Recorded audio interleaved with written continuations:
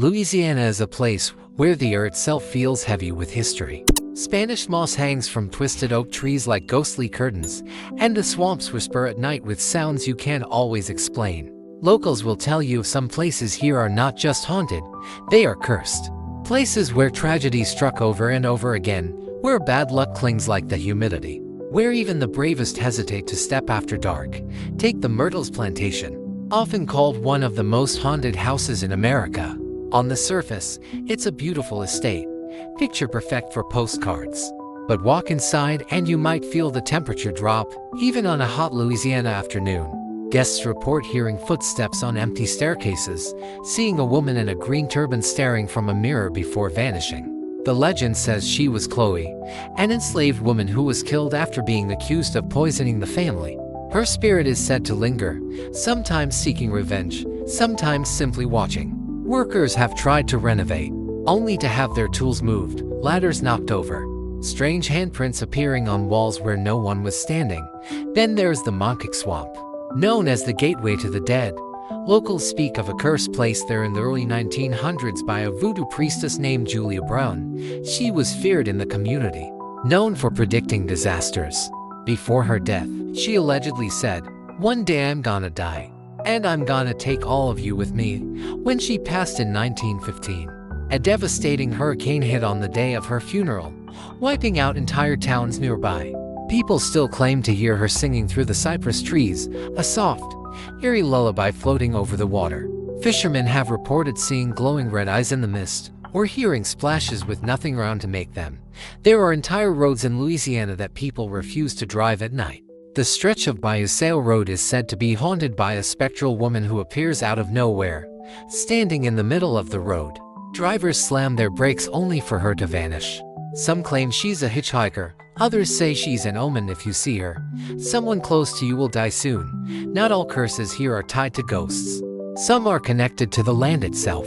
Locals talk about pieces of swamp where no animals go, where the air feels raw and heavy, like being underwater. Hunters say their dogs refuse to enter those places, whining and backing away. Equipment fails, compasses spin wildly, and sometimes people just disappear. Search parties find their boats, their gear, but never the person. In New Orleans, curses live side by side with the living. The city's history with voodoo is legendary, and the St. Louis Cemetery one holds the tomb of Marie Laveau, the voodoo queen of New Orleans. Visitors leave offerings, hoping for her favor. But those who disrespect the tomb report strange misfortunes soon after car crashes, sudden illnesses, relentless bad luck. Tour guides warn you not to joke, not to touch, not to mock anything inside the cemetery. Whether you believe or not, the place has a presence that makes you whisper without realizing it. And there's the legend of the Rougarou, a creature said to stalk the swamps under the full moon. Part man, part wolf, it's Louisiana's own werewolf. Some say it was a curse placed on Catholics who broke Lent. Others say it's a protector of the swamps, punishing those who disrespect nature. Eyewitnesses describe glowing yellow eyes and a figure that can stand upright before dropping on all fours and running faster than any human could. These stories are not just campfire tales. People still report strange scratches on their cars after parking near cursed sites, strange dreams after visiting certain graveyards, or waking up with bruises they can't explain. Louisiana is beautiful, yes, but it is also a place where the line between the living and the dead feels thin, where history never fully stays buried. Asterisk at first glance. The Spanish moss that hangs from the oak trees in Louisiana seems peaceful, almost romantic, but at night, when the fog rolls over the swamps and the cicadas go silent, there's an eerie energy that people claim you can actually feel. Take the Monkey Swamp. For example, it's not just a tourist spot for alligator tours. Locals say it's cursed. According to legend, a woman named Julia Brown lived there in the early 1900s. She was a healer, a midwife, and a figure people went to when they were sick. But when the townsfolk started blaming her for every illness and bad harvest, she warned them, "When I die, I'll take the whole town with me." The day of her funeral in 1915, a massive hurricane hit Louisiana, wiping out several villages around the swamp. People believe her curse still lingers. Fishermen report seeing a woman's figure standing on the waterline, even in the middle of the night, staring silently. Some who claim to have seen her swear that their boats stopped working right after, as if the swamp itself wanted to keep them there. Then there's the Myrtles Plantation, one of the most famous haunted places in the United States. This plantation has seen murders, mysterious illnesses, and untimely deaths since the 1700s. Guests have reported seeing a woman in a green turban believed to be Chloe, a slave who was said to have been executed after poisoning the owner's family. Skeptics dismiss the story, saying there's no evidence she existed, but photos taken by tourists often capture strange silhouettes, including a figure standing between the buildings where no one was present. Some even described feeling a hand on their shoulder while touring the property, only to turn around and find no one there. The air around the plantation is said to grow heavy at certain times of the day, as though the past refuses to let go of the present. And it's not just plantations and swamps, there's also the Devil's Toy Box, a strange shack-like structure hidden deep in the woods near Alexandria.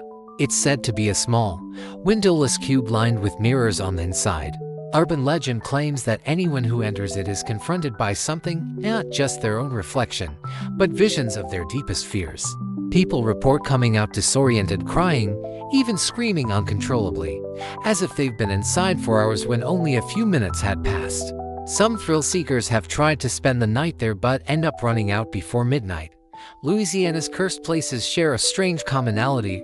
They seem tied to tragedy, betrayal, or injustice. Take St. Louis Cemetery No. 1 in New Orleans, where Marie Laveau, the so-called voodoo queen, is buried. People still leave offerings on her grave to ask for help or protection, but there are reports of visitors being scratched or pushed if they disrespect the site. Cemetery workers have told stories about hearing footsteps behind them after hours, only to turn and find the cemetery completely empty. And yet, others feel comfort there, as if the spirits are welcoming them. But the most chilling stories come from places most tourists never see: abandoned sugar plantations overrun by vines, empty parish roads where headlights blink out suddenly, and houses so cursed that locals refuse to even speak their names. Some of these spots never make it into the travel guides, but the stories about them spread quietly from generation to generation, as though Louisiana itself wants to keep its darkest secrets alive. The further you go from the cities, the stronger the feeling gets, the sensation that someone, or something, is watching you from just beyond the tree line. In the back roads near Houma, there's an abandoned house known only as the Screaming Cabin. The structure itself is barely standing, the roof has caved in. The floorboards rot when stepped on, but people still dare each other to go inside. What keeps the legend alive is the sound. Locals swear that on windless nights, you can hear faint crying coming from the ruins, a woman's voice at first, then a deep, guttural scream that cuts through the still air. No one knows who she was, but there's a story about a young bride left at the altar who hung herself in that house over a century ago. The crying is said to be her endless lament, and anyone who hears the scream is supposed to suffer heartbreak soon after. Then there's Frenier, a ghost town buried under the swamp near Lake Pontchartrain. Few people talk about it now, but if you ask the older locals, they'll tell you that during the 1915 hurricane, the same storm that struck after Julia Brown's curse, the entire town was wiped off the map. Divers who go into the area sometimes report seeing foundations of houses and church steps beneath the murky water, as if the town is frozen in time. Some even claim to hear the distant sound of church bells underwater, especially around the hurricane's anniversary. In New Orleans' French Quarter, there's the Lalaurie Mansion, a place so infamous that even tour guides lower their voices when talking about it. Madame Delphine Lalaurie was a wealthy socialite who was discovered to have tortured enslaved people in horrific ways in the early 1800s. When a fire broke out, rescuers found chained and mutilated victims in her attic, sparking outrage. The house is said to still hold the screams of those victims. Residents have reported hearing dragging chains, sudden cold spots, and cries for help at night. Some say that if you look up at the top window on certain nights, you can see a shadow pacing back and forth. Even seemingly peaceful spots hold dark secrets.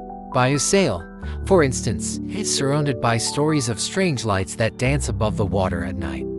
Balls of glowing blue that follow travelers along the road before disappearing into the trees. Scientists say it could be swamp gas igniting, but those who've seen it describe the lights as purposeful, almost playful, leading them deeper into the bayou until they suddenly blink out. leaving the traveler disoriented. And perhaps the most unsettling of all are the stories of shapeshifters, the Ruger, a Cajun werewolf-like creature said to prowl the swamps at night. People claim to see red eyes glowing in the darkness, hear growling close by but see nothing, and even find claw marks on their cars the next morning. The legend says that if you look into its eyes for too long, you'll become one yourself. Skeptics laugh at the idea, but enough people report the same details: the stench, the eerie silence before it appears, the feeling of being stalked that even those who don't believe refuse to go deep into the swamp after dark. Louisiana doesn't just have cursed places, it has a cursed atmosphere. The combination of endless waterways, misty nights, and history soaked with tragedy creates an environment where the past feels just as alive as the present.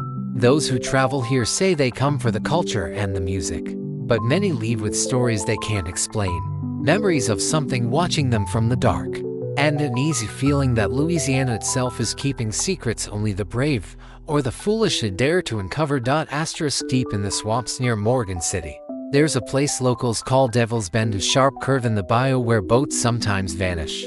Fishermen tell stories of heading out early in the morning only to never come back, their boats later found floating empty, with no sign of struggle. What chills even seasoned boat captains is the eerie stillness of the water there. It's said that just before someone disappears, the swamp goes silent, and no frogs, no birds, no insects, as if the whole bayou is holding its breath. Some believe there's a whirlpool under the surface that pulls victims down, but no diver has ever been able to locate it. Others say it's not natural at all, that something ancient lives in the deep water and takes those who dare disturb its rest. Closer to Baton Rouge lies an abandoned plantation hidden by overgrowth, one that's been untouched for decades because locals refuse to go near it.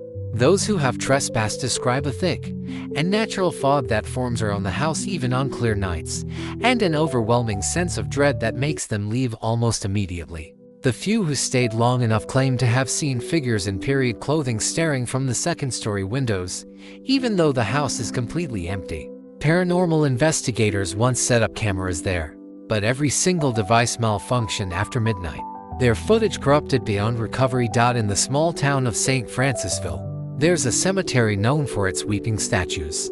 At night, the marble angels seem to have wet streaks running down their faces, as if they've been crying. People who visit after dark have reported hearing faint hymns sung in a language they can't identify and feeling hands brush against their shoulders when no one is there.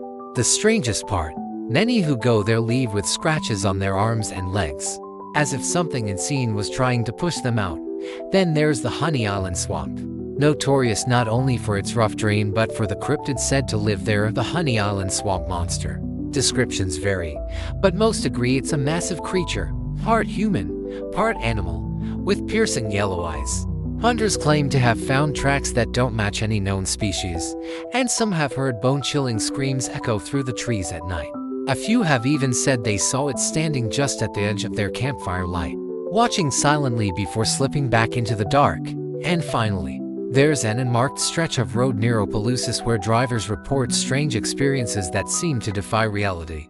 Cars will stall for no reason, radios turn to static, and headlights reveal a woman standing in the middle of the road wearing a torn white dress. When drivers stop to check, she vanishes. Some say if you see her, you must keep driving and never stop, or she'll climb into the back seat of your car.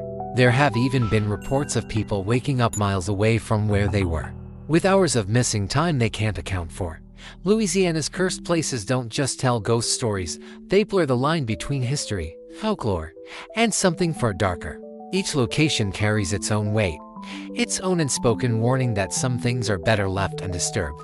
Those who seek them out often do so for the thrill, but the locals will tell you that the land remembers, and it doesn't forgive easily. Some curses are not meant to be broken, only survived.